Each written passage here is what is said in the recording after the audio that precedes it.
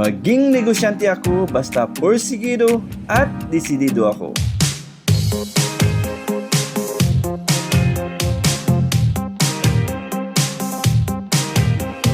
Kanegosyo. Ngayon po, pag-aralan natin paano ba nagtagumpay ang isang pinakamalaking brand na ang may-ari ay Pinoy. Ito ang Jollibee. Alam nyo ba na ang Jollibee ay isa sa pinakamatagumpay na negosyo sa Pilipinas at isa ng kilalang fast food brand sa iba't ibang bansa. Ngunit bago nila narating ang tagumpay na tinatamasa nila ngayon, nagsimula lamang sila bilang isang maliit na negosyo. Noong 1975, si Tony Tan Caktiong at ang kanyang pamilya ay nagbukas ng isang maliit na ice cream parlor sa Quezon City.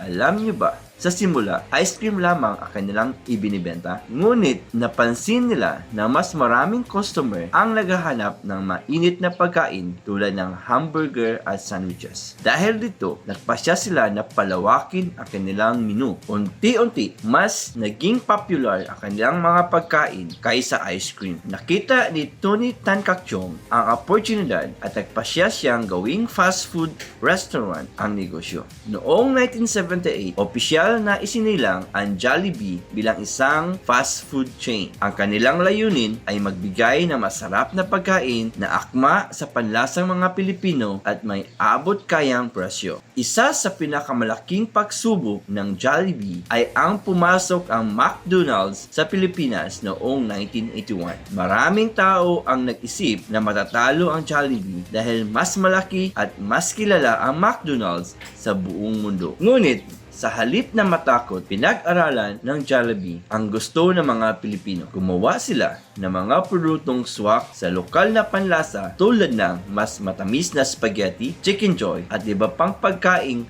paborito ng mga Pilipino. Dahil dito, mas pinili sila ng mga maraming customer. Alam nyo ba, sa paglipas ng panahon, nalampasan pa nila ang McDonald's sa lokal na merkado. Ngayon, patuloy na lumalawak ang Jollibee sa buong Pilipinas at kalaunan ay nagbukas ng mga branches sa iba't ibang bansa tulad ng United States, Canada, United Kingdom at iba pang lugar kung saan may mga Pilipino. Ngayon, ang Jollibee ay bahagi ng Jollibee Food Corporation, isa sa pinakamalaking food service companies sa Asia na may libu-libong sangay sa buong mundo. Kanegosyo, may 5 aral na dapat natin matutunan sa tagumpay ng Jollibee. Una, kailangan tayong makinig sa pangangailangan ng customer. Pangalawa, huwag tayong matakot sa malaking kompetensya. Pangatlo, mag-adjust tayo ayon sa pangangailangan ng merkado. Pang-apat, magkaroon tayo ng malinaw na pangarap at tiyaga. And lastly, ang tagumpay ay hindi nakukuha sa isang gabi. Ito ay bunga ng tuloy-tuloy na pagsisikaw. So kanegosyo, ang kwento ng Jollibee ay patunay na hindi kailangang magsimula ng malaki para magtagumpay. Ang mahalaga ay marunong kang makita ang oportunidad, handang matuto at hindi sumusuko sa mga hamon ng negosyo. Tandaan mo to kanegosyo, hindi hadlang ang maliit na simula. Tulad ng Jollibee,